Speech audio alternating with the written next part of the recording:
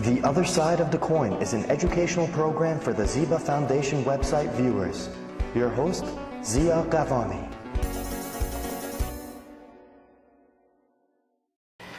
Boundaries resemble the Berlin Wall, which one day not too far away will be taken down. Ziba Foundation extends its condolences to Hurricane Sandy's victims of Hurricane Sandy's in our beloved country, United States of America, and also to the victim of recent waves of violence in the Middle East that mostly involved the unarmed civilian, like women and children.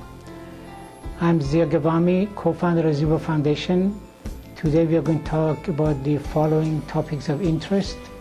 The first topics of interest is Greek people fighting austerity for their sake and ours. What is happening in Greece is the most example of a global phenomenon that the political and economic elites, or you may call it super elites, that are causing the current financial crisis, wanted the regular people pay for it without considering the consequence and the pain that it caused. But Greek also exemplified the determined resistance of millions of ordinary people that they are fighting against us because they don't think so they are causing the problem, so they shouldn't pay for it. What is happening? What this crisis do to the current Greek and Greece people? For example, the basic reduce in the worker wages, pension, social welfare and labor rights, poverty and hunger, rapid increased rate of suicide because of rapid deterioration of the circumstances, lack of medical supply for hospital, and also underfunding the Greek general insurance, so the people cannot get the proper insurance and see the doctor, so there is some casualty and death as a result of it. Current unemployment in Greece is officially is around 30%, but it's mostly close to 40%, and for the young adult is close to the 50%. What Greek government is doing to satisfy the lender is basically selling the national treasure scandalously low price, beside calling the wholesale privatization of public goods and deregulation of the market, and making workers into a powerless and financially precarious underclass, and be under the control of the employers. And also at the same time, the Greek people, they do the great demonstration and general strike, and also the occupation as a way of showing their dissatisfaction and protesting for their right. The austerity is not only contained in Greek. We have seen also the example of it in the other countries, like in South America, like Chile, in Asia, like China, and also in Egypt, Spain, and Mexico, and also the Occupy movement around the world, including the example that happened in Wisconsin. What is happening actually is that the super elite wanted to insulate the economic making decisions from democratic control, because they believe that the ordinary people in the Greek and also in the around the world, they cannot be trusted to act responsibly. As a result, they don't deserve democracy. This is basically the theory of the elite economic power of the world. So what is happening like a vicious cycle. For example, there is an increased inflation, and increase cost of living and unemployment and decrease purchasing power, increasing the poverty and decreasing the social services and social unrest, and also undercutting democracy and increasing the gap between rich and poor, and also causing decrease the people's right, and also sometimes the coup or military rules, depends which country and which continent you're living in.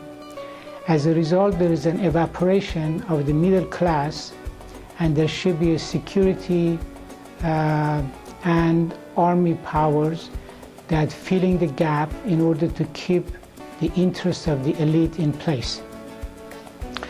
What can be done to alleviate the situation? In a couple of examples, just taxing wealth, nationalizing banks, cutting military expenditure, boosting wage and social services, and strengthening labor and human rights of the regular people. In the bottom line, the Greek is the site of a cruel experiment by political economical elites, driving people to the extreme poverty and stripping away the right away from them, and this is their solution to the economic crisis. And this is an experiment that they trying on Greece, and already they are trying to expand to the rest of the world. But we think there should be a better way to dealing with the economic issues, not only Greece, but the rest of the world. The next topic is an interesting topic, although it may sound a little controversial, certain part of it, but I think you will enjoy it, as I did. The topic is the intelligence boom.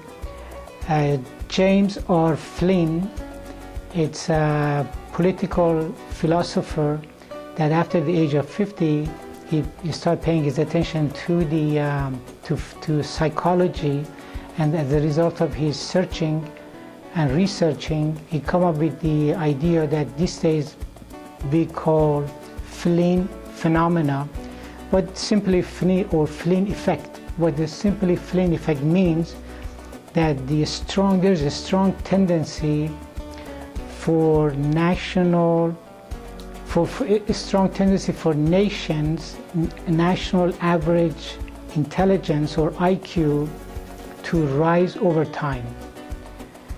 For example, in Kenya, there is a rapid increase of the IQ, in Saudi Arabia fairly, and in Sudan and Brazil, not so much. Basically, there are many types of different intelligence. Here we are talking about two topics. One is the verbal intelligence. It means that the ability to analyze the information and resolve the problem using language-based reasoning. For example, the people with the good verbal intelligence, basically good to remembering, writing and spoken information, enjoy reading and writing, and good in debating and persuasion of the others by the speech, and also able to explain things better, and often using humor in their conversation and language. The second type of intelligence that we are talking about today is about the analytical intelligence. Use the critical thinking in the process of analyzing the topics.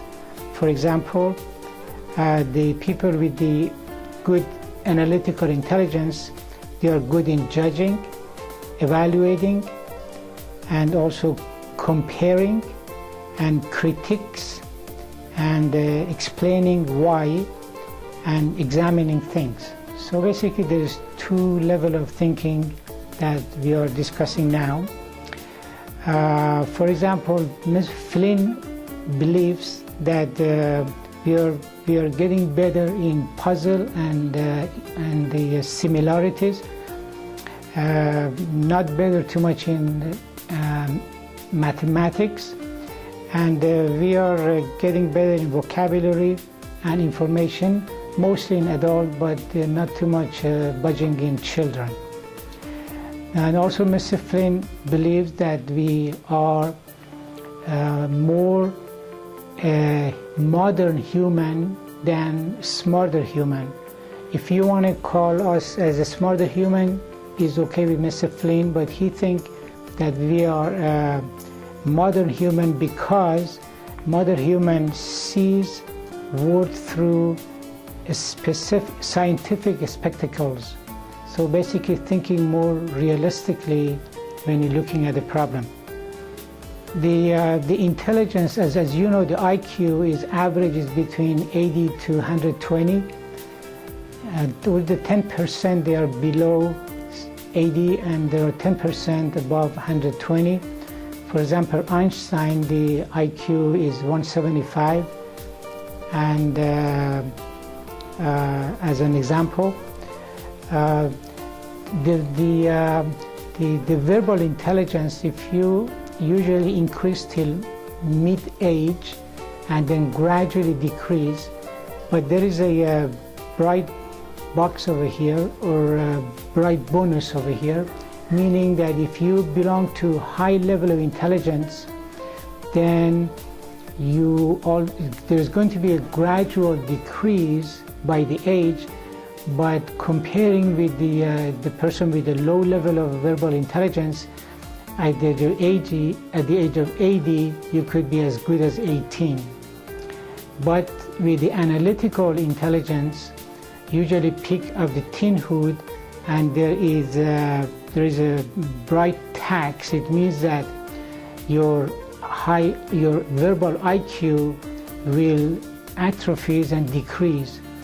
But if there be teenagers with a powerful analytical thinking, it remain a powerful analytical thinking at the retiree.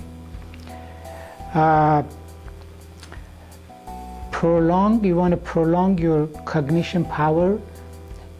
The best answer of Flynn is that don't retire. And if you think by retiring you are losing your analytical thinking, so you cannot think as fast as you can, or you cannot analyze the thing, the best is that to pay attention to mathematics, to complex solving issues, and also a peace of mind and exercise, and then social activities that also will help to keep your analytical thinking in good shape. And also he thinks that the rising our IQ is basically depends of is greater use of scientific spectacles, yet the studies shows that average American, or mostly a study that was over here, but average American, but mostly the average people in the world, when they did a yes and no testing, the score was around 60, and basically it was close to a chance. So the question is that if the most of the average people are scientifically illiterate, so how we could explain that through the science that we are going to have a higher IQ if the average science is low. So maybe the answer is here that we all have to study harder and become more scientifically sound. As a result, that could help our intelligence to become better. I am Zia Ghavami. I hope that you enjoy this program. I again invite and encourage you to visit our website, Ziba Foundation, www.zibafoundation.org, and have a great day, and remember to promote art and humanity in your own special way. The Other Side of the Coin is an educational program for the Ziba Foundation website viewers. Your host, Zia Ghavami.